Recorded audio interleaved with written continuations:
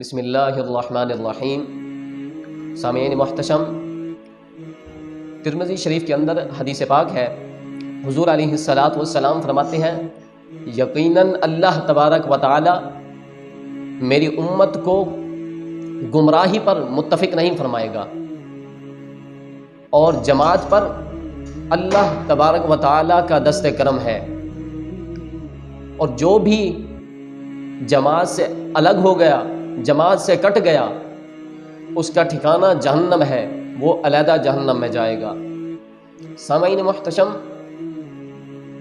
آج اگر 14 صدیاں گزر جانے کے بعد کوئی شخص ان 1400 سال کے علماء کرام، فقہاء کرام کے اجماع کو غلط ثابت کرے، غلط کہے، تو وہ خود سوچ لے کہ حضور کے اس فرمان کے مطابق وہ کہاں پر کھڑا ہے۔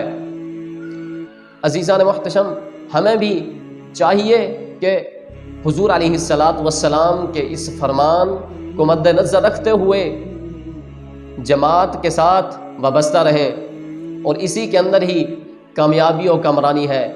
وآخر دعوانا ان الحمد للہ رب العالمین۔